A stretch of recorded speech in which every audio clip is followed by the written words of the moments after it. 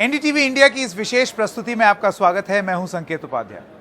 हम इस वक्त हैं बिहार में, और बिहार में क्यों है इसका संदर्भ आप थोड़ी देर में अभी जान जाएंगे। एक ऐसे कोच, राजनीतिक कोच काफी चर्चा में रहे हैं, जिनके क्रेडिट में 2014 की जीत, मोदी सरकार की 2014 की जीत, उसके बाद 2015 जब बिहार में महागठबंधन हुआ उसकी रणनीति बनाने का श्रेय, और फिर अभी हाल फिलहाल खेला होबे जो पश्चिम बंगाल में हुआ उसका भी श्रेय गया। लेकिन अब ये जो राजनीतिक कोच है ये कुछ और करने चला है, पैदल चल पड़ा है। और पैदल बिहार में चल करके क्या हासिल करना चाहता है ये कोच? क्या कोच खुद खिलाड़ी बनने के सपने देख रहा है? आइए बात करते हैं इन सब चीजों के लिए। और भी कई मुद्दों पर बात करेंगे। हमारे साथ हैं पीके यानी कि प्रशांत किशोर। आपका बहुत बहुत स्वागत एनडीटीवी इंडिया में। प्रशांत जी, आज आपकी यहाँ पर स्पीच हमने सुनी, जिसमें मैं देख रहा था कि बीच बीच में भोजपुरी भी हो रही थी, बीच बीच में हिंदी भी हो रही थी, व्यंग भी हो रहा था, हास्य भी हो रहा था, और बात बात में आप ये भी बोल गए कि मैं राजनीतिक दल नहीं हूँ, मैं चल रहा हूँ लेकिन मैं राजनीतिक दल नहीं हूँ। If you are not a political force then all of this is to what end? ये बात बात में नहीं बोल गए, ये तो जब से शुरू किया है 2 मई 2022 को आकर मैंने बिहार में ये घोषणा की है कि बिहार में एक नई राजनीतिक व्यवस्था बनाने के लिए बिहार के समाज के स्तर पर एक प्रयास किया जाएगा, जिसका नाम है जनसुराज।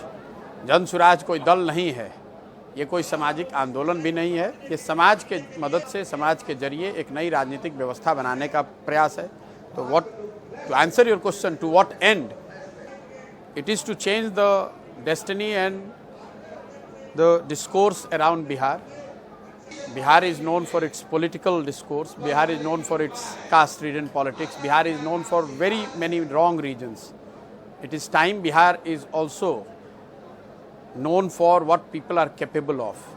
बिहार के लोग, उनमें जो काबिलियत है, उनमें जो क्षमता है, उसको एक व्यवस्था दी जाए, उसको एक सांचे में रखा जाए, ताकि बिहार में एक नई व्यवस्था बने, जिससे न सिर्फ बिहार में विकास हो बल्कि देश के स्तर पर भी ये चीज़ स्थापित की जाए कि लोग आपस में मिलकर सही मायनों में एक लोकतांत्रिक विकल्प, अपना विकल्प, जनता का विकल्प बना सकते हैं और उसको चला सकते हैं। आपको नहीं लगता प्रशांत किशोर जी ये एक सुनहरा सपना है जो कि बहुत लोगों ने हासिल करने का प्रयास किया है? मैं उदाहरण के तौर पर 2011 में इंडिया अगेंस्ट करप्शन आया, साल 1.5 साल तक उन्होंने यही बात की, लेकिन 1-1.5 साल के अंदर बोलते बोलते बाद में उन्होंने बोला कि अब हम राजनीति में आ रहे हैं। अब वो एक राजनीतिक दल बन गए। देखिए, आप पहले तो समाज की तरह मीडिया की भी सोच आजकल वही 2020 वाला जमाना है। जिनको भी लगता है कि एक ऐसी सोच है जो यूटोपियन आइडिया है, तो आपको मैं बता दूं कि इस देश में आज़ादी से पहले ये व्यवस्था बिल्कुल सालों दशकों तक कायम थी। आपने, हमने इतिहास में पढ़ा है, सुना है, कांग्रेस के अधिवेशनों का बड़ा जिक्र होता है। जो महात्मा गांधी की कांग्रेस थी, आज वाली कांग्रेस नहीं, जो महात्मा गांधी के लीडरशिप में जो कांग्रेस थी, वो वैसी ही व्यवस्था थी जिसमें देश भर से लोग एक जगह इकट्ठा होते थे। वो ये तय करते थे कि उस दल का उस साल के लिए कौन नेतृत्व करेगा। लोग ये मिलकर तय करते थे कि किन बात पर आंदोलन होगा, किस तरीके से उसको चलाया जाएगा, और इस चीज़ को हर साल किया जाता था। और सिर्फ बिहार के स्तर पर नहीं, पूरे देश के स्तर पर। उस समय भी समाज शिक्षित आज के मुकाबले तो कम ही था, उस समय भी जाति थी, उस समय भी लोगों का अपना इंटरेस्ट था। फिर भी इस देश ने इस चीज़ को लंबे अरसे तक देखा है, करके दिखाया है कि लोग आपस में मिलकर इस तरह की व्यवस्थाओं को बना सकते हैं और आगे चला सकते हैं। अगर ये बात आज़ादी से पहले लागू थी या किया जा रहा था, तो इसको आज भी किया जा सकता है। और इसीलिए उसी सोच से प्रेरित होकर इस काम को मैं यहाँ कर रहा हूँ। करने में आपको थोड़ा समय लग सकता है, क्योंकि आप मीडिया के लोग या जो विश्लेषक हैं, जो टिप्पणीकार हैं, वो तो जो हो रहा है उस पर टिप्पणी करते हैं या जो हुआ है उसका विश्लेषण करते हैं। 2011 में जब चुनाव प्रबंधन, राजनीतिक रणनीतिकार जैसे जिन शब्दों का प्रयोग मेरे लिए कर रहे हैं, 2011 में अगर आप मेरे से मिलकर ये बात कर रहे होते और मैं आपको कहता कि मैं कुछ ऐसा कर रहा हूं जिसमें चुनाव में यंग लड़कों की, प्रोफेशनल्स की भूमिका हो सकती है, तो उस समय भी आप यही कहते कि ये तो यूटोपियन आइडिया है। आज उस बात को आप इसलिए मान रहे हैं कि 10 बरस 2011 से 21 के बीच में भारत के अलग अलग 11 चुनावों में उस काम को करके दिखाया गया, सफलता लेकर दिखाई गई। अब प्रशांत किशोर वहाँ है या नहीं, पूरे देश में चुनाव प्रबंधक, रणनीतिकार, professionals, whatever name you want to use, इस तरह के लोग, चाहे आप मुखिया का चुनाव लड़ें या प्रधानमंत्री का चुनाव लड़ें, सब लोग इस बात को मान रहे हैं कि रणनीतिकार हो या कोई प्रोफेशनल हेल्प की जरूरत है, कि जिस चीज को आप कर रहे हैं उसको ज्यादा व्यवस्थित और एफिशिएंट तरीके से करने के लिए आपको प्रोफेशनल मदद की जरूरत है। उस चीज को आप या देश इसलिए मान रहा है क्योंकि हमने उसको 10 साल करके लोगों के साथ प्रमाणित तौर पर स्थापित किया है कि नहीं, इसको किया जा सकता है और इसका रिजल्ट आएगा। नहीं, मैं आपसे अभी जो मैं कर रहा हूं, एक मिनट, अभी जो मैं कर रहा हूं, चूंकि देश में कोई दूसरा नहीं कर रहा है तो आपको यही लगेगा कि ये तो यूटोपियन आइडिया है। लेकिन मैं जब इसको करूंगा, नहीं प्रशांत जी, 5 महीने, 6 महीने, साल भर, 2 साल और करके अगर इसको सफल तरीके से यहाँ बिहार में कर दिया जाए तो आप ही आकर कहेंगे कि इन्होंने ये चीज यहाँ करके दिखा दिया। Taking what you are saying at face value, my question is this. No, you are not doing a favor by taking it on a face value. No, this is what I am doing. No, I am saying, see, what you will be able to achieve, we will know. Right now, you have embarked on a new course, right? Yes. I just want to understand, Jan Suraaj, आपने बोला ये गांधी की विचारधाराओं से प्रेरित है। बिल्कुल। आपके बारे में, आप किस चीज के लिए प्रसिद्ध हैं? आप इस चीज के लिए प्रसिद्ध हैं कि आप रणनीति बनाते हैं और उस रणनीति से चुनाव जीतती हैं अलग अलग पार्टियां, ठीक?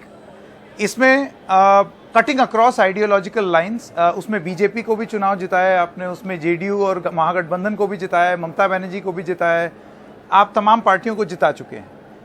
What is so Gandhian about this? See, पहली बात तो आपने कहा कि मेरी पहचान क्या है। मेरी पहचान वो है जो आप जिस कालखंड में आपने मुझे देखा है। आपने मुझे स्टूडेंट के तौर पर नहीं देखा है तो आपको मेरी वो पहचान नहीं मालूम है। आपको वो पहचान नहीं मालूम है जब मैं 10 साल संयुक्त राष्ट्र संघ, यूनाइटेड नेशंस में काम करता था। तो मेरी पहचान वो है जो मैं काम कर रहा हूँ। जो पिछले 10 साल मैंने काम किया उसका 6-7 साल का जो कालखंड है उसको आप उस दौरान मीडिया के लोगों ने देखा है। जब मैं 2011 में वो काम कर रहा था, 2012 में काम कर रहा था, तब मेरी कोई पहचान नहीं थी। तो आज जो मैं कर रहा हूँ इसकी भी कोई पहचान नहीं। मैं पहचान अपने नाम से बनाना ही नहीं चाहता हूँ। हम उन घर में उन लोग उस परिवार से नहीं आते हैं जो पहचान लेकर पैदा हुए हैं। हमारी पहचान हमारा काम है। हमने जो 10 साल किया है वही मेरी पहचान है। अब जो कर रहे हैं और जो खड़ा कर रहे हैं यही हमारी आगे की पहचान होगी। और जब मैंने वो रणनीति का काम किया तो आप मेरी संयुक्त राष्ट्र संघ, यूनाइटेड नेशंस की पहचान को भूल गए। आगे 10 साल में अगर ये करके दिखा दूंगा तो आप रणनीतिकार की पहचान को भूल जाएंगे। वो पहचान भूल जाएंगे हम। बिल्कुल भूल जाएंगे। आप भाई, संयुक्त राष्ट्र संघ में जब मैं था, आप, मुझे तो कोई नहीं बताता है कि मैं पब्लिक हेल्थ का एक्सपर्ट हूं। मुझे कोई नहीं उस पर बात करता है। मुझे कोई नहीं पूछता है कि आप संयुक्त राष्ट्र संघ में क्या करते थे, क्योंकि जो आगे 10 साल मैंने किया वही उसमें आपकी दिलचस्पी है। तो जो मैं अभी कर रहा हूँ, मेरी जो पहचान है, जो मैं कर रहा हूँ, इससे बनेगा। मेरी पहचान ये नहीं है कि मैं किसी मुख्यमंत्री का लड़का हूँ। मेरी पहचान ये नहीं है कि मेरे बाबूजी बहुत बड़े आदमी हैं। मेरी पहचान मेरा काम है जो मैंने किया है अपनी क्षमता से, विद्वता से, पराक्रम से, मेहनत से। Prashant, you have not answered my question. मैं आ रहा हूँ। What is so Gandhian about having no ideology and supporting all different political parties? Because you have not understood Gandhi. First of all, those who want to box the individuals in some विचारधारा, तो आपको 2-3 बात मैं बताना चाहता हूँ। दुनिया में मानव सभ्यता के इतिहास में जितने बड़े हीनस क्राइम्स हुए हैं वो सब विचारधारा के नाम पर किए गए हैं ज़्यादातर। तो जो नेता है, दल है, नेता किसी भी, सिर्फ राजनीतिक नेता नहीं, धार्मिक हो, सामाजिक हो, जो नेता है वो चाहता है कि उसके फॉलोअर विचारधारा का में बंध के उसके अंधभक्त हो जाएं। विचारधारा होना बहुत अच्छी बात है। सबके पास कोई ना कोई विचारधारा होनी ही चाहिए। लेकिन विचारधारा होना एक बात है और विचारधारा में अंधभक्त हो जाना दूसरी बात है। मैं अंधभक्त नहीं हूँ। आपने कहा कि इसमें गांधीयन क्या है, बिल्कुल ठीक बात है। तो मैं आपको बता रहा हूं कि गांधी की विचारधारा क्या है। गांधी ने कहा कि आपको वेजिटेरियन होना चाहिए। वेजिटेरियन होने के समर्थक थे गांधी।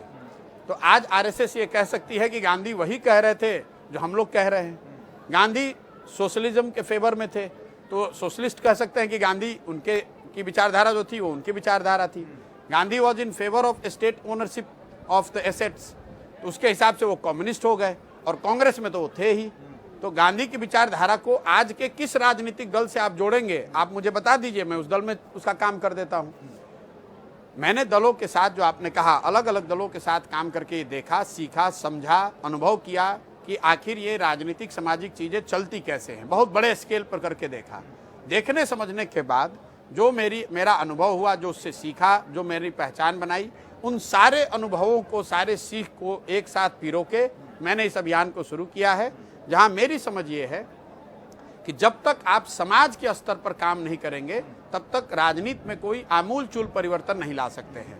भाजपा आज देश में इसलिए जीत रही है क्योंकि समाज के स्तर पर एक बड़े वर्ग को उन्होंने हिंदुत्व के नाम पर एक साथ कर लिया है। वो उसका परिणाम है कि राजनीति में उनको सफलता मिल रही है। राजनीति में सफलता मिल रही है इसलिए हिंदुत्व नहीं है, हिंदुत्व है इसलिए राजनीति में सफलता मिल रही है। तो समाज के स्तर पर एक बड़े प्रयास की जरूरत है, और वो प्रयास गांधी की विचारधारा मेरी समझ से सबसे बेहतर विकल्प है, इसलिए उसको लेकर चल रहे हैं। अभी in your address to the people here, I also heard you से कि बाद में जितने जो लोग यहाँ पर प्रतिनिधि हैं वो जब बैठेंगे तब उसके बाद हम तय करेंगे कि हमको राजनीतिक दल बनना है या नहीं, लोग तय करेंगे। बिल्कुल। So right now you are not a political formation. Not at all। आप पॉलिटिकल फॉर्मेशन देख लीजिए, जन स्वराज तो कोई पॉलिटिकल फॉर्मेशन है नहीं, ये कोई दल है नहीं, इसमें कोई मेंबरशिप नहीं है, इसमें कोई चंदा डोनेशन नहीं है, कोई पदाधिकारी नहीं है। ये सिर्फ और सिर्फ समाज को ये बताने का, जगाने का प्रयास है कि आप जिन बातों के लिए अपने नेताओं को, दलों को दोष दे रहे हैं, अगर आप ध्यान से देखेंगे तो उसके मूल में आपसे होने वाली गलती है, जहां पर आप वोट अपने बच्चों के भविष्य के लिए नहीं दे रहे हैं। आप शिक्षा और रोजगार की बात कर रहे हैं, लेकिन वोट आप जाति के नाम पर दे रहे हैं, धर्म के नाम पर दे रहे हैं। तो जब तक आप अपने मुद्दों पर, जब तक आप शिक्षा और रोजगार पर वोट नहीं देंगे, जब तक आप अपने बच्चों के भविष्य के लिए वोट नहीं देंगे, तब तक सुधार नहीं हो सकता है। और लोगों को ये समझाने का प्रयास है। अब अगर मान लीजिए कि लोग समझ जाएं कि नहीं भाई हमें शिक्षा और रोजगार पर ही वोट देना है, तो उनके पास विकल्प भी होना चाहिए। तो वो विकल्प किसका होगा? वो विकल्प प्रशांत किशोर का नहीं होगा। मैं लोगों को बता रहा हूं कि भाई विकल्प आपको चाहिए तो आप मिलकर विकल्प बनाइए। हम दूसरे दलों की मदद कर, यही तो मेरी पहचान है कि मैं दलों की मदद करता था, तो मैं अब लोगों की मदद कर रहा हूं कि आप लोग साथ में आइए, एक फॉर्मेशन बनाइए, उसको दल अगर आप कहना चाहते हैं तो दल कहिए, चुनाव लड़िए, चुनाव में मदद करेंगे। सो इवेंचुअली ये प्लेटफॉर्म जो है, अगर लोग चाहते हैं तो it can turn political. Not it can, it will. पहले दिन मैंने कहा है कि सब जन स्वराज की परिभाषा ही क्या दी गई है, समाज की मदद से एक नई राजनीतिक व्यवस्था बनाने का प्रयास, जिसमें दल तो बने लेकिन दल सही लोगों के साथ बने, समाज के लोग मिलकर बनाए, कोई व्यक्ति या कोई परिवार न बनाए, कोई उसका एक नेता ना हो, कोई उसका एक मालिक ना हो, बल्कि समाज के लोगों को, उनकी भागीदारी से दल को बनाया जाए, सब लोग इसको मिलकर बनाएं और मिलकर चलाएं। ठीक है। अब ये क्योंकि इसमें कोई सीक्रेट नहीं है कि दल बनेगा कि नहीं, वो पहले दिन मैंने वो क्लियर हो गया। चलिए, लेकिन अब जैसे आप हम if we talk about the immediate future and the eventual future, right, आप एक लॉन्ग टर्म विजन की बारे में बात कर रहे हैं, मैं एक इमीडिएट फ्यूचर के बारे में बात कर रहा हूं, जो है अगले एक साल में 2024 का चुनाव। इस तरीके का फॉर्मेशन, लोगों को जागरूक करना, ऐसे में आपकी स्पीच में बार बार ये कहना कि आपने हर नेता के बारे में कुछ बोला, तो जाहिर सी बात है लोगों के पास वो विकल्प नहीं है, क्योंकि अगर वो हर चीज के बारे में सोचेंगे, they will be aware, then they will see that they don't have an option. बिल्कुल। फिर वो कहाँ जाएं? भाई इसीलिए जब उनको लगेगा कि जो विकल्प है वो नहीं है, इसी के लिए तो उनको कह रहा हूं कि आप खड़े होइए, आप मिलकर विकल्प बनाइए। आपने कहा इमीडिएट और लॉन्ग टर्म। जो लोग मुझे जानते हैं थोड़ा बहुत भी, और मैं अपने आप को जैसे देखता हूं, मैं कोई शॉर्ट टर्म काम करता ही नहीं। मैंने 10 साल संयुक्त राष्ट्र संघ में काम किया, उसके बाद 10 साल मैंने जो काम किया, जिसको आप राजनीतिक रणनीतिकार, चुनाव प्रबंधक वगैरह सब जिसके लिए यूज करते हैं, अब मैंने तय किया है कि मैं वो काम को नहीं करूंगा। और ये आज नहीं तय किया है, 2 मई 2021 को, लोग भूल गए हैं, 2 मई 2021 को आपके ही चैनल पर एनडीटीवी पर मैंने कहा कि अब मैं ये काम नहीं करूंगा। उसके बाद एक साल तक 2 मई 2021 से 2022 मई तक मैंने अपने लिए ये समय रखा सोचने विचारने का, सारे विकल्पों को जांचने परखने का कि मुझे जीवन में आगे क्या करना है। सब कुछ सोचने जांचने परखने के बाद मैंने ये तय किया कि मुझे बिहार आना है और ये नई व्यवस्था खड़ी करनी है। अब इसको करने में 2 बरस लगे, 20 बरस लगे, मैं करूंगा यही। अब 24 में चुनाव है, 25 में चुनाव है, पंचायत का चुनाव है, देश में क्या हो रहा है ये मेरा विषय नहीं है। मेरा विषय ये है कि मैंने बिहार की जनता को ये आश्वासन दिया है कि मुझे जो भगवान ने जो भी शक्ति बुद्धि दी है, सब कुछ जीवन में छोड़कर मैं इस चीज के लिए संकल्पित हूं कि मुझे बिहार में ये व्यवस्था खड़ी करनी है, बिहार को सुधारना है। नहीं तो और अगर जब मैं ये काम कर 20 रहा साल हूं, लग जाएगा तो लग जाए, कोई दिक्कत नहीं है। आपको क्या फिर मैं वही इतना कहूंगा, आप ब्लूप्रिंट और भाई runway आप लेकर के मैं चल आपको रहे हैं। फिर वही बात कह रहा हूं, जिस पहचान को आप इतना ढिंढोरा लोग पीटते हैं, जिसकी वजह से लोग हमसे बात करते हैं, उस पहचान को बनाने में भी इतने ही बरस लगे हैं। आपने एक शब्द में 1 मिनट में कह दिया कि बंगाल में खेला होबे। बंगाल में मैं मई 2019 में गया हूं और बंगाल का रिजल्ट आया है मई 2021 में, वहां 2 बरस लगे। 2011 से मैंने वो काम शुरू किया जिसकी आप चर्चा कर रहे हैं, और 2021 में मैंने उसको छोड़ा। उस पहचान को बनाने में 10 बरस लगा है, तो 10 बरस अगर जनसुराज को बनाने में, बिहार को सुधारने में लग जाए तो क्या दिक्कत है? सिर्फ बिहारी को सुधारने में या आगे भी? मेरा पूरा कमिटमेंट बिहार से है। मैंने जो पहला ट्वीट किया है 2 मई 2022 को, जिसमें मैंने जनसुराज की घोषणा की, उसमें लिखा है शुरुआत बिहार से। इसका मतलब यह है कि मैं बिहार में हूं और बिहार में ही इसको करके दिखाऊंगा। और मैं उन लोगों में से नहीं हूं जो बोलने में यकीन रखते हैं। मेरा यकीन यह है कि मैं इस काम को करूंगा। आप क्यों आए हैं? क्योंकि मैं इसको कर रहा हूं और इसको पूरी ईमानदारी और शुद्धता से कर रहा हूं। पदयात्रा तो होती ही रहती है, पूरे देश में लोग करते रहते हैं। ये पहली पदयात्रा है जो विशुद्ध पदयात्रा है। मैं 2 अक्टूबर से चलना मैंने शुरू किया है, तो उसके बाद से मैं गाड़ी पर मैंने पैर नहीं रखा है। मैं कोई 1 दिन का मैंने छुट्टी नहीं लिया है, अपने घर नहीं गया हूँ, मैं गाँव में ही रहता हूँ। मेरे लिए पदयात्रा, कंटेनर में रहते हैं क्या आप? नहीं, मैं तो यहीं रहता हूँ। आप जहाँ बैठे हुए यहीं रहते हैं, टेंट में रहते हैं। कंटेनर हमारे पास नहीं है। मैं आपको बता रहा हूँ कि इसका क्या फ़र्क है, क्योंकि मेरे लिए पदयात्रा कोई किलोमीटर का टारगेट नहीं है कि कितने किलोमीटर चलना है। मेरे लिए ये भी कोई टारगेट नहीं कि इसको कितने दिन में करना है। आप देख रहे हैं कि 6 महीने से मैं चल रहा हूँ और 6 महीने में मैं सिर्फ 4 जिले कर पाया हूँ, क्योंकि मुझे गाँव-गाँव जाना है और मुझे इसको करने में 1.5 बरस लग जाए, 2 बरस लग जाए, मुझे कोई चिंता ही नहीं है। लोगों को ज़्यादा चिंता है कि कब पूरा होगा। मैं कह रहा हूँ कि उसका कोई लक्ष्य ही नहीं है। मैं नहीं जानता हूँ कि ये पदयात्रा 6000 किलोमीटर पे ख़त्म होगी या 8000 पे ख़त्म होगी। मुझे नहीं मालूम है कि ये 1 साल में पूरा होगा कि 1.5 साल में। मुझे ये मालूम है कि मुझे पूरे बिहार में इसको करना है, ईमानदारी और शुद्धता से करना है। पदयात्रा सिर्फ एक माध्यम है। Padyatra on its own has got no value for me.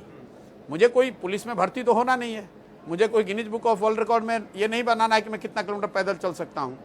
मुझे पदयात्रा के जरिए गांव में जाकर रहना है, बिहार को एकदम ज़मीनी स्तर पर समझना है और उन लोगों को साथ में लाना है जो बिहार को समझते हैं, जो यहाँ के ज़मीन से जुड़े हुए हैं, जिनमें ये काबिलियत है, जज्बा है कि नहीं, बिहार जो आज देश का सबसे गरीब और पिछड़ा राज्य है, यहाँ एक ऐसी व्यवस्था बनाई जाए जिससे बिहार में भी समृद्धि आए, बिहार के बच्चों का भविष्य सुधरे, और उसके लिए ही ये पूरा प्रयास है। एक सवाल मैं आपसे पूछना चाहता था, ये जो आप जो भाषण बोलते हैं उसमें तमाम और भी क्लिप्स सोशल मीडिया पर मैंने देखी।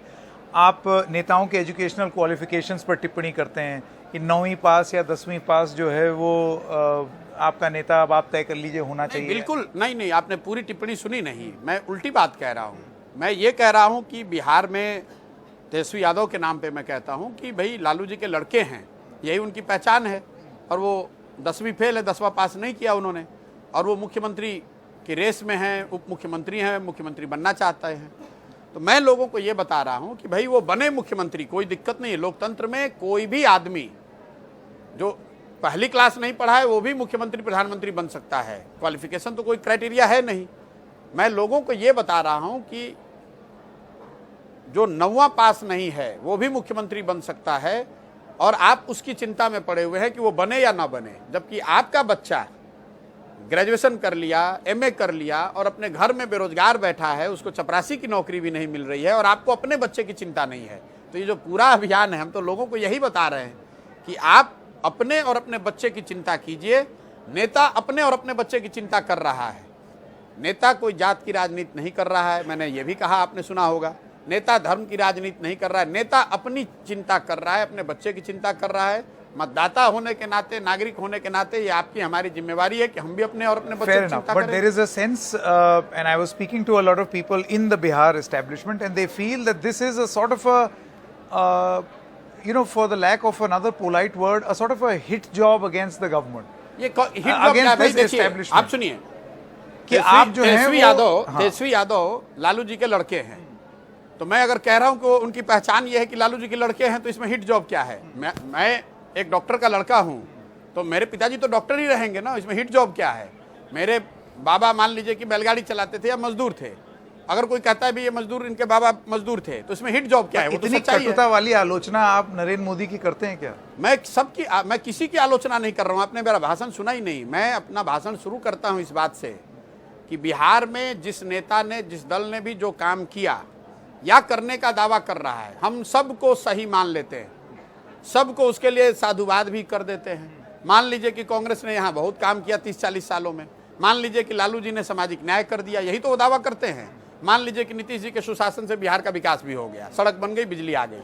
लेकिन अगर सबके काम को, सबके दावों को सही भी मान लें, तो भी आज भारत में कोई इस बात से इनकार तो कर नहीं सकता है कि बिहार देश का सबसे गरीब और पिछड़ा राज्य है। तो मैं लोगों को ये बता रहा हूं कि जिस रास्ते पर हम लोग चलकर आ रहे हैं, इस रास्ते से चलकर तो बिहार को समृद्ध और बेहतर नहीं बनाया जा सकता है। इससे और बेहतर प्रयास की जरूरत है, और वो प्रयास अगर करना है तो उसके लिए कोई व्यक्ति, प्रशांत किशोर या कोई लालू यादव, कोई नीतीश कुमार, मोदी इसको नहीं कर सकते हैं। ये कहीं ना कहीं जो समाज के में लोग हैं उनको मिलकर करना पर पड़ेगा। समाज के ही लोग उनके समर्थक भी हैं ना। बिल्कुल, तो उनके समर्थकों के सामने ही तो कह रहा हूं, और उनके समर्थक ताली बजा रहे हैं, आप सुन रहे हैं। भाई ये कोई हमारे समर्थक थोड़ी है, हमारा तो कोई दल नहीं है। जो लोग भी बैठे हुए हैं वो तो हर दल के लोग हैं। जिन गांव में मैं जा रहा हूं उसमें हर गांव में लोगों, पार्टियों के कार्यकर्ता हैं, समर्थक हैं। वही लोग तो ताली पॉलिटिकल वर्कर्स। भैया हर दिन आई इनकाउंटर, मैं कह रहा हूं सुबह से शाम तक जो लोग मेरे से मिल रहे हैं वो तो किसी ना किसी दल के समर्थक हैं, कार्यकर्ता हैं, क्योंकि हमारा तो कोई दल है नहीं। आप यहाँ बाहर जाएंगे, 100 लोगों से मिलेंगे तो वो कोई आरजेडी का होगा, कोई जदयू का होगा, कोई कांग्रेस का होगा। But then how do you respond to this criticism कि आप जिस विद्युत गति से या तीव्रता से एक तेजस्वी यादव या एक नीतीश कुमार को अटैक करते हैं, उस तरीके से शायद नरेंद्र मोदी और अमित शाह को नहीं अटैक? आपने सुना नहीं। मेरा अपना स्वभाव ये है कि मैं बिहार में जब नहीं था तो मैंने, अगर आप मुझे कोई एक भी बाइट दिखा दीजिए जहां मैंने तेजस्वी यादव, लालू यादव और नीतीश कुमार पे कोई टिप्पणी की हो, मैं उस समय अगर देश की राजनीति से जुड़ा हुआ तो देश की राजनीति पर टीका टिप्पणी करता था। अब अगर आज मैं बिहार में हूं तो बिहार के परिप्रेक्ष्य में ही कॉन्टेक्ट बोलूंगा, मैं केरल पे बोलूंगा नहीं, मैं बोलता ही नहीं हूं, ये मेरा स्वभाव नहीं है। दूसरी बात, मोदी जी की का जो क्रिटिसिज्म है वो सबसे ज्यादा मैं कर रहा हूं, आपने मेरे मंच से अभी सुना होगा। लेकिन बिहार के संदर्भ में मोदी जी क्या कर रहे हैं दूसरे जगह, इससे मुझे मतलब नहीं है। मुझे मतलब इससे है कि मोदी जी को वोट देने से, मोदी जी के समर्थकों ने जो जिस सोच से मोदी जी का यहाँ को वोट दिया है, क्या उससे बिहार को फायदा हुआ कि नहीं, मैं बात वो रोज बता रहा हूँ। आप सुन ही नहीं रहे तो आप सुनना नहीं चाहते हैं। जब अगर आप उसको सुनना ही नहीं चाहेंगे, बिहार में फैक्ट्री नहीं लगी, ये मैं बोल रहा हूँ। बिहार में विकास के लिए मोदी जी ने कोई विशेष प्रयास नहीं किया, ये मैं बोल रहा हूँ। बिहार में मोदी जी ने अभी तक विकास के लिए एक समीक्षा बैठक तक नहीं की है, ये मैं बोल रहा हूँ। बिहार के लड़के जाकर सूरत में मजदूरी कर रहे हैं, ये मैं बोल रहा हूँ। तो ये क्या लालू और नीतीश के खिलाफ है? लेकिन मोदी जी देश के प्रधानमंत्री हैं, उन्होंने बिहार के लिए कुछ नहीं किया, ये सच्चाई है। तो उतनी ही बड़ी सच्चाई ये भी है कि पिछले 32-33 साल से लालू जी और नीतीश जी ही ये चला रहे हैं यहाँ सरकार। तो आप ये कह रहे हैं कि मैं मोदी जी पर अटैक करूँ, इनको मोदी जी की बात करूँ और इनकी बात ना करूँ। मेरे लिए जिन लोगों ने भी यहाँ काम किया है सबका सम्मान है, मेरा कोई दल से मतलब ही नहीं है। मैं बिहार की जनता से शिकायत कर रहा हूँ। अगर आप मेरे भाषणों को सुनेंगे, मैं तो जनता को लताड़ रहा हूँ, मैं तो उनको बोल रहा हूँ भाई कि आपसे गलती हो रही है। अगर मोदी जी नहीं काम कर रहे हैं तो मोदी जी की गलती नहीं है, ये गलती हमारी आपकी है कि हम वो काम नहीं कर रहे हैं, फिर भी हम वोट दे रहे हैं। ये बताइए प्रशांत जी, ये सारे नेता हैं, ये आपने यहाँ के जो रीजनल लीडरशिप है उसके बारे में आपने बता दिया, बिहार के संदर्भ में उनके बारे में आप जिक्र कर रहे हैं। नेशनल लीडर्स जो हैं उन्होंने क्या किया है उसके बारे में भी आप मंच से बात कर रहे हैं। अब ये नेशनल लीडर्स बिहार वापस आने लगेंगे, 2024 का चुनाव होगा।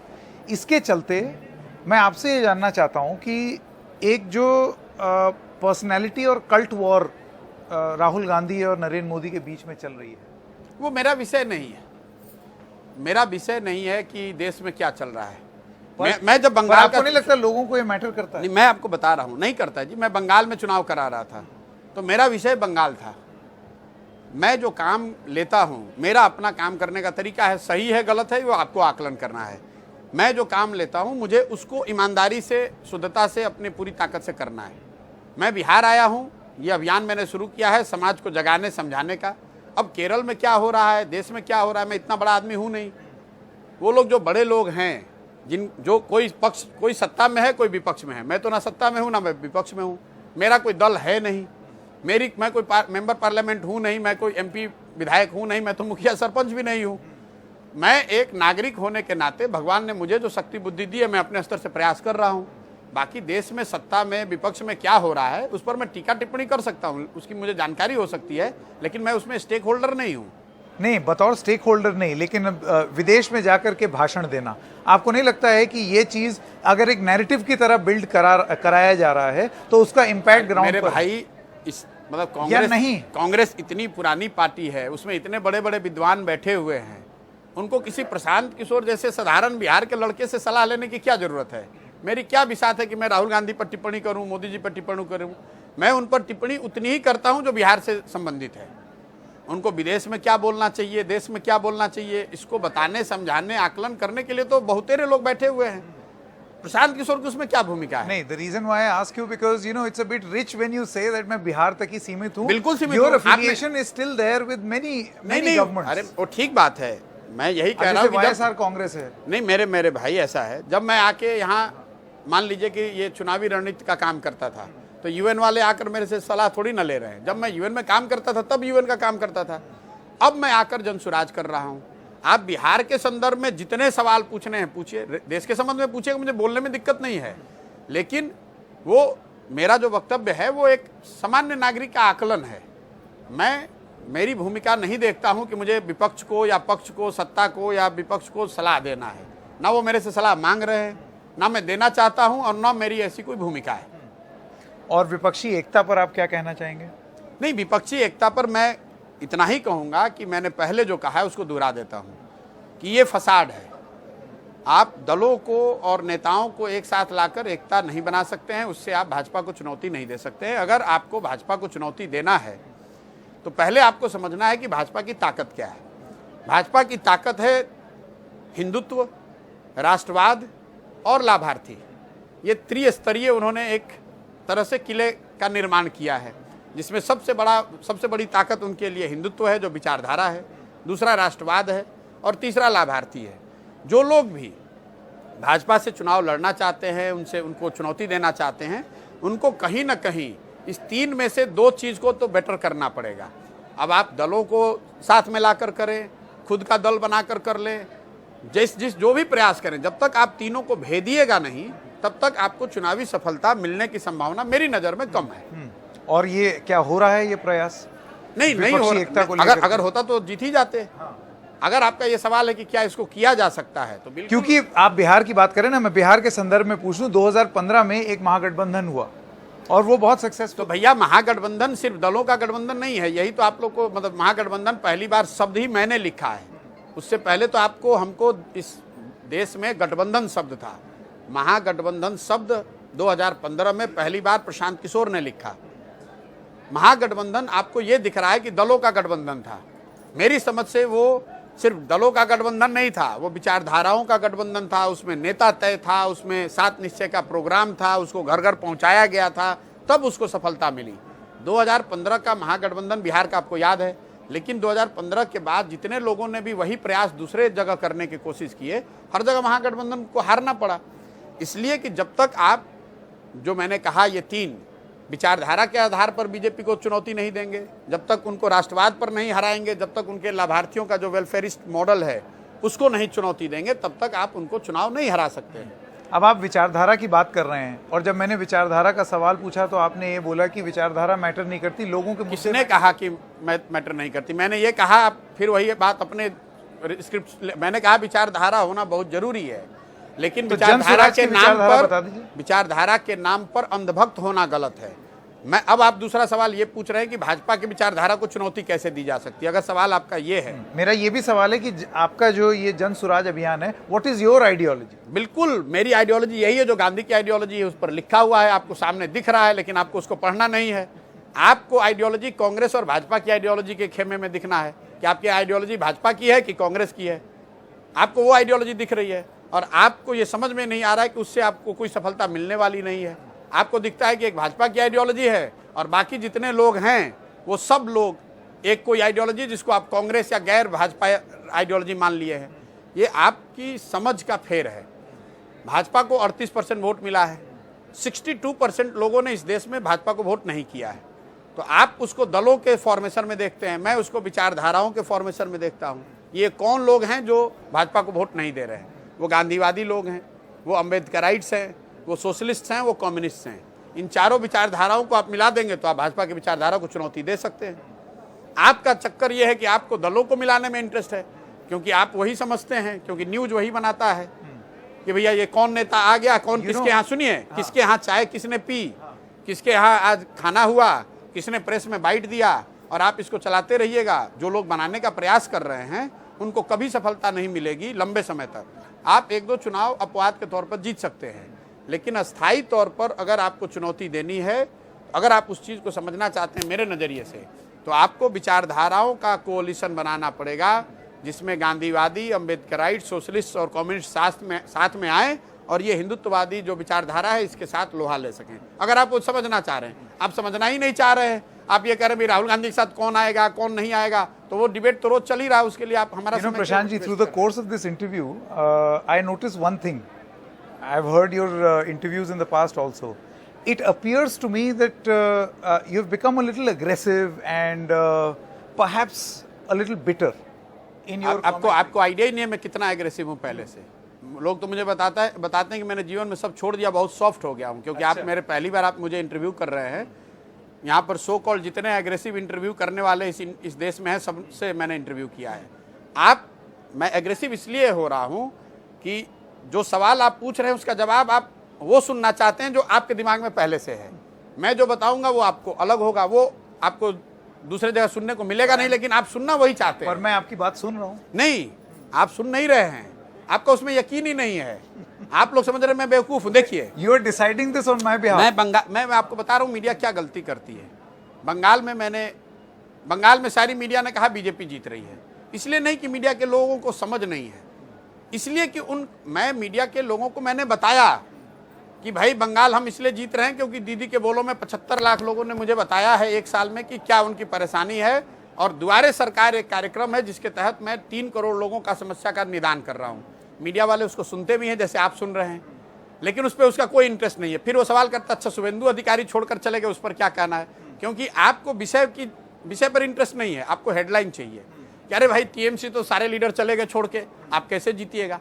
मैं तो पूरे साल भर ये बता रहा था कि क्यों बंगाल में भाजपा हारेगी, कैसे टीएमसी जीतेगी। आपका उसमें इंटरेस्ट नहीं है, क्योंकि वो ग्लैमरस नहीं है, वो चीज़ हेडलाइन नहीं बनाता है। हेडलाइन तो ये बनाता है कि कितने टीएमसी के लोग भाजपा में ज्वाइन कर गए, कितने भाजपा के लोग जाके टीएमसी ज्वाइन कर गए। मैं ये कह रहा हूँ कि बंगाल का चुनाव टीएमसी इसलिए जीत रही है कि द्वारे सरकार हुआ जिसमें 2 करोड़ लोगों की समस्या का समाधान किया गया। और ऐसा नहीं कि ये कोई सीक्रेटली किया गया, ये तो हर पंचायत में किया गया, हर मीडिया वाले को मैंने बताया, सबने आपकी तरह सुना भी जैसे आप सुन रहे हैं। नहीं, सबने आपकी बात का हेडलाइन भी बनाया कि 200 पार होगा, बीजेपी 100 के नीचे रहेगी। यही बात, ये तो आपके शब्द हैं। अरे मेरे भाई, यही बात है ना, आप मीडिया को वही समझ है कि 200 पार होगा, उसको ये नहीं समझ होगा कि 200 पार क्यों होगा। यही तो फर्क है फिर मीडिया में और मुझ में, कि मैं आपको ये बता रहा हूँ कि 200 पार क्यों होगा, उसमें आपकी रुचि नहीं है। आपकी रुचि है कि मैं बताऊं कि भाजपा को कौन हराएगा। मैं आपको बता रहा हूं कि जो भी हराएगा वो कैसे हरा सकता है वो समझिए। जब तक आप वो नहीं समझिएगा तब तक आप ऐसे अंधेरे में तीर चलाते रहिएगा, जो आपके न्यूज़ डिबेट के लिए डेली ठीक है, लेकिन उससे आप हरा नहीं पाइएगा। अगर जिसको हराना है उसको तो सोच समझकर कोई सोची समझी रणनीति बनाकर उस पर प्रयास करना होगा, और वो जो प्रयास है वो लंबा प्रयास है, वो रोज का न्यूज नहीं है। आप इतिहास को बताने में इंटरेस्ट रखते हैं, इतिहास बनाने वाले आप नहीं हैं। मीडिया तो ये बताती है कि भाई गांधी जी ने ये आंदोलन किया, आंदोलन तो 1.5 बरस में हुआ, 2 बरस में हुआ, 3 बरस में हुआ, उसमें आपका दिल्ली में थोड़ी ना इंटरेस्ट है। आपका इंटरेस्ट है कि आंदोलन हुआ, सफल हुआ या विफल हुआ, इसलिए ये फर्क है। और इसलिए आपको लग रहा है कि मैं आपको अपना पर्सपेक्टिव दे रहा हूं, जो कि मेरी समझ से सही पर्सपेक्टिव है। भाजपा को हराने के लिए क्या करना चाहिए वो मैं बता रहा हूं। आप मेरे से ये सुनना चाह रहे हैं कि कौन हराएगा, ये नाम बता दीजिए। मेरा एक आखिरी सवाल, और this is about Prashant Kishor the person. मुझे याद है जब आप ये जन सुराज प्रेस कॉन्फ्रेंस आपने की और आपने बताया that you are going to walk these many kilometers, आप ये बता रहे हैं कि आपने इसकी योजना काफ़ी टाइम से, और एनडीटीवी पर ही मुझे याद है आपने वो इंटरव्यू दे करके बोला था कि अब मैं कुछ और करूंगा. But after that interview I also remember that you presented if I'm not mistaken, a 600 slide presentation to the Congress party also कि कैसे ग्रैंड ओल्ड पार्टी रिवाइव हो. तो एक हफ्ते पहले तक आप कांग्रेस पार्टी रिवाइव कर रहे हैं, हफ्ते भर बाद अपना जन स्वराज का. वही बात है पर्सपेक्टिव का. हाँ, पहली बात कि मैंने ये कहा, मैं आपको अपना असेसमेंट बता मैं आपको बता रहा हूं. It appeared that Prashant Kishor was suffering from an existential crisis. कि मैं क्या करूं? अरे ठीक है, संभव है. मान ले कि मेरे को एग्जिस्टेंशियल क्राइसिस ही है, तो मैं तो खुश हूं यहाँ पर. आप क्यों परेशान हो रहे हैं मेरे लिए? मैंने आपको बताया कि 2 मई 2021 को मैंने घोषणा की कि मैं ये काम अब जीवन में नहीं करना चाहता हूँ. उसके बाद मैंने 1 साल अपने लिए सो कॉल्ड एग्जिस्टेशनल क्राइसिस ही मान लीजिए कि मुझे नहीं पता है कि जीवन में क्या करना है. मैं तो खुद ही स्वीकार कर रहा हूँ. आप क्या बताएंगे कि मुझे जीवन में क्या करना है? ये सोचने समझने के लिए हमने रखा. और उस 1 साल में मैंने सारे विकल्प, सारे ऑप्शंस पे विचार किया, उसको एक्सप्लोर किया. क्योंकि मेरा अपना स्वभाव है कि काम करने से पहले सब चीज़ को जांच परख देख समझ लीजिए, उसके बाद निर्णय लीजिए. जिस कांग्रेस के प्रेजेंटेशन की बात कर रहे हैं बिल्कुल सही बात है. कोई कमरे के अंदर तो हुआ नहीं, एकदम छुप मीडिया के सामने हुआ. कांग्रेस को भी मैंने यही बताया जो मैं आपको बताने की कोशिश कर रहा हूं कि भाई अगर चुनाव लड़ने के नज़रिए से आप हमसे जुड़ना चाह रहे हैं या हमको जोड़ना चाह रहे हैं तो उससे कोई फायदा नहीं है. क्योंकि आप वैसे नहीं हरा सकते हैं. अगर आपको हराना है तो विचारधारा के आधार पर ग्रास रूट स्तर पर आपको अगले 5 साल 10 साल के लिए काम करना पड़ेगा. जिस प्रेजेंटेशन की आप बात कर रहे हैं उस प्रेजेंटेशन का जो टाइटल था, 600 स्लाइड था कि नहीं, क्या लिखा था वो छोड़ दीजिए. रीजेन्युएशन ऑफ कांग्रेस, री इनकारनेशन ऑफ कांग्रेस, कांग्रेस को पुनर्जीवित करने का अभियान था. वो प्रेजेंटेशन कांग्रेस को पुनर्जीवित करने का जो मेरी समझ थी मैंने रखा. ये नहीं कहा कि 24 में कांग्रेस कैसे जीतेगी. मैंने ये कहा था कि कांग्रेस को पुनर्जीवित करने के लिए ये काम होने चाहिए. उन्होंने सुना, समझा, उसको एक्सेप्ट भी किया. उन्होंने मुझे कहा कि आप इसको आकर कीजिए. जिस तरह से वो उसको करना चाहते थे उससे हमारी सहमति नहीं थी, तो मैंने उसको पोलाइटली मना कर दिया. उन्होंने मुझे बुलाया, मेरी बात सुनी, इसके लिए उनका धन्यवाद कर दिया. ये उनका प्रीरोगेटिव है और मेरा प्रीरोगेटिव है कि आपने कोई ऑफर दिया, मैं उसको मानूं या ना मानूं. मैंने उसको नहीं माना और जो नहीं माने तो मैं यहाँ वापस आया हूँ और बिहार में काम कर रहा हूँ. आपको ये कैसे पता है? शायद मैंने यही सुझाव उनको दिया हो कि पूरे देश में यही काम आप कीजिए. मैं एक दिन कांग्रेस का, तो मैं कैसे जानूंगा? वो तो आपकी उनसे मैं आपको बता रहा हूं कि भाई उनको बताया था कि ग्रास रूट पर कांग्रेस को. मैं यहाँ क्या कह रहा हूं कि आप जाके मेरे भाषण को सुनिए कि बिहार में जन स्वराज आज़ादी से पहले जो कांग्रेस थी, महात्मा गांधी की कांग्रेस, उसको पुनर्जीवित करने का अभियान है. तो यही बात उनको भी बताया था हमने कि आप विचारधारा के आधार पर, ग्रास रूट के आधार पर समाज को जोड़कर कांग्रेस को पुनर्जीवित कीजिए. चुनाव आप अपने आप जीत जाइएगा. Something that you are doing in Bihar, something very similar the Congress party has done throughout the country. नहीं, ये बिल्कुल अलग है. भारत जोड़ो ये बिल्कुल अलग बात. क्या समानताएं और क्या फर्क है? बिल्कुल कोई समानता इसमें नहीं है भाई. 6 अरे वो भी पैदल चले हैं भाई. पैदल चलना ही खाली बात नहीं है ना. मैंने आपको पहले कहा कि इसमें पैदल चलने की कोई भूमिका ही नहीं है. 6 महीने में भारत जोड़ो यात्रा जो एक बड़ा प्रयास है उनकी कांग्रेस के नज़र से, 6 महीने में आप पूरा भारत घूम के आए. आपने अपने हिसाब से बहुत सफल कैंपेन भी किया, बहुत लोगों ने उसकी तारीफ भी की, कुछ लोगों ने उसका लोगों ने आलोचना भी की. 6 महीने में हम 4 डिस्ट्रिक्ट में हैं. तो फर्क तो आपको अपने आप समझ में आना चाहिए कि कुछ तो ऐसा मैं कर, आखिर चल मैं भी रहा हूँ 20 किलोमीटर. तो मैं 20 किलोमीटर कहाँ चल रहा हूँ कि 6 महीने में मैं 4 ही जिले में हूँ. 6 महीने में लोग पूरा देश चल गए. तो बेसिक फर्क तो ये है, क्योंकि मेरे लिए पैदल चलना अभियान नहीं है, मेरे लिए यात्रा अभियान नहीं है, मेरे लिए समाज को समझना, समाज को जोड़ना वो अभियान है. वो कांग्रेस पार्टी को रिवाइव करने का अभियान है. जन स्वराज एक नई व्यवस्था बनाने का अभियान है. दोनों में जमीन आसमान का फर्क है. जो भारत जोड़ो यात्रा है वो पार्टी के इलेक्टोरल फॉर्चून को बेहतर करने का प्रयास है और मेरे पास कोई दल ही नहीं है. आप कितने कॉन्फिडेंट हैं Prashant ji that this will work? मैं कॉन्फिडेंट हूं या नहीं इससे क्या फर्क पड़ता है? अगर मैं कॉन्फिडेंट नहीं हूं तो मैं कर क्यों रहा हूं? इसकी अगुवाई आप कर रहे हैं, इस वजह से मैं ये सवाल अरे भाई आप ये समझिए कि मैं अपने जीवन का सब कुछ छोड़ के अगर ये काम कर रहा हूं तो मेरा अगर कन्विक्शन नहीं है इस चीज़ में तो मैं करूंगा क्यों? कॉन्फिडेंस की बात तो मैं करता नहीं हूं. मैं ओवर कॉन्फिडेंट लोगों में से नहीं हूं. मैं सबसे अंडर कॉन्फिडेंट आदमी हूं. चुनाव परिणाम से पहले, लड़ाई से पहले मैं बहुत अंडर कॉन्फिडेंट रहता हूं, कंजर्वेटिव रहता हूं. तभी लड़ाई का दिन, जिस दिन रिजल्ट आता है उस दिन मैं विजयी होकर आता हूं और जो ओवर कॉन्फिडेंट रहते हैं वो हार के आते हैं. तो ये क्योंकि ये नीति कहती है कि आप जिस लड़ाई को, जिस संघर्ष में भी, जिस काम को भी लीजिए, उसको ईमानदारी से, मेहनत से कीजिए। चुनौतियों को कम करके आंकना मेरा स्वभाव नहीं है। बिहार को सुधारना बहुत बड़ी चुनौती है, तो मैं कॉन्फिडेंट कैसे हो जाऊंगा, लेकिन मेरा कन्विक्शन जरूर है कि इसको किया जा सकता है। मैं कॉन्फिडेंट नहीं हूं, कन्विंस्ड हूं कि इसको किया जा सकता है, और जिस करने के लिए जो कुछ भी करना पड़ेगा, अपने जीवन का सब कुछ इस पर दाव पर लगाए हैं। 2 अक्टूबर से मैं बिहार, 2 मई से जब आया हूं, घर बिहार छोड़कर नहीं गया हूं, यहीं पर रहता हूं, यहीं गांव में रहता हूं। अगर कोई दूसरा ऐसा प्रयास कर रहा है तो उसका भी स्वागत है, लेकिन मैं जो कर रहा हूं, मेरा इसमें पूरा कन्विक्शन है कि इसको किया जा सकता है, तभी कर रहा हूं। चलिए Prashant Kishor ji, all the best and thank you so much. Thank you.